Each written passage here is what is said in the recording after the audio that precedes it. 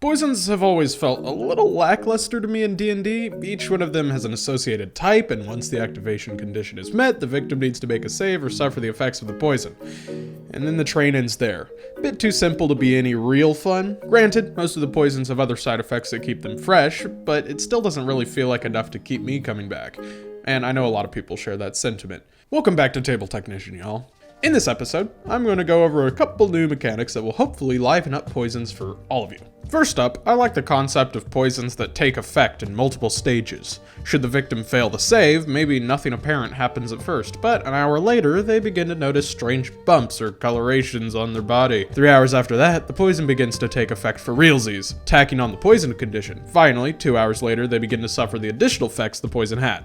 An example poison I put together is Creeping Harvest. Ingested through the mouth, the poison forces a DC 16 con save, or it takes hold. In the first hour, the victim begins to itch feverishly all over. In the second hour, they take 1d8 poison damage on the top of each hour, repeating the save each time. If not dealt with by the fourth hour, their speed is slowed to half as lethargy takes over, as well as a constant sweat. A little haphazardly constructed, but hopefully enough to get the point across. Though it may seem a bit strange to create delayed poisons such as this, the uses begin to reveal themselves with a little bit of creativity.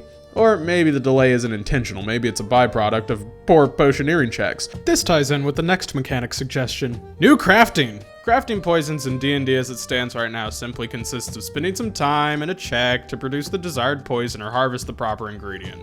It's alright, but it very obviously is meant for DMs to toy around with to make interesting, so I'm gonna save you all some head scratching and present a new crafting system. Here's a flowchart for crafting poisons. As you can see, the first step is securing a base. Most of the time this can be purified water, but other potions may call for a base of monster saliva or ground fairy bones.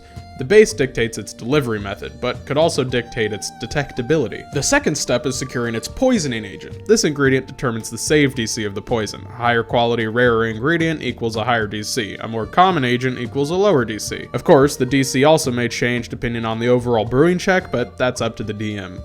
Some agents may be monster ingredients, but others could simply be plants, such as flowers or creeping vines. Up to you. The third step is securing the bolstering agent. This ingredient produces the secondary effect of the poisons, such as blindness, lessened regenerative abilities, weaker magic abilities, or vulnerability to certain damage sources. Personally, I like the idea that a check needs to be made to see just what type of effect takes place thanks to the ingredient. For example, say a novice poison maker uses troll shingle as their bolstering agent. Troll shingle is a poisonous flower that grows in the colder regions of the continent. Its supposed effect makes the creature that consumes it vulnerable to fire damage, but that's only its mid-range effect. As you can see from this table, it has 3 possible effects, depending on the check made in relation to it. This check can be the check to harvest it, mix it in, or just the overall crafting check. Again, up to you. Its low-range effect, granted from a check of 10 or lower, is to make the victim vulnerable to fire damage for 1 round. No more, no less. Its mid-range effect is as stated. From a check of 11 to 19, the poison makes the victim vulnerable to fire damage for 1d4 minutes, or until they're cured. Its high-range effect, granted from a 20 or higher, makes the victim vulnerable for up to 2d6 minutes. It also deals an immediate 2d8 fire damage at the time of contact. Mixing it all together can be done in multiple ways, but my 2 go-tos would be as follows. You can have a player make a check for each ingredient, scaling the potion's power and even its market value, depending on the checks. Conversely, you could have the player make a blanket check, applying the same roll to all ingredient tables where it may apply. All up to you. Next, consider how certain ingredients behave with one another. Something I think we all enjoy from games is when 2 items combine and create a hitherto unknown effect. If you ever create a list of new ingredients or are mulling over pre-existing ones, think about different effects some could have when put together. Maybe 2 ingredients bolster each other to create a potion stronger than previously intended. Maybe if the poison's damage is enough to kill the target, the corpse magically freezes over, dealing cold damage to anyone around. If the players don't make the research rules or don't ask at all, bestowing these wildcard effects can be a fun way to put a spin and exciting twist on the brewing experience. In the end, it's all up to you. All of this is.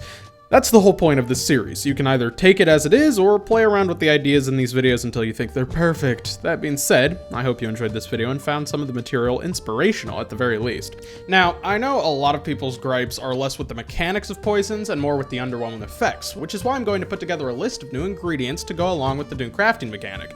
It'll be up for patrons first, but will go public a week after. You can be notified of it going public by following my Twitter, link in description. I'd like to thank my patrons for their pledge and for voting to make this video happen. If everything goes smoothly, next Table Technician should be about combat and how to add new levels to it outside of just hitting each other with sticks. I'll see you all next time. Bye-bye.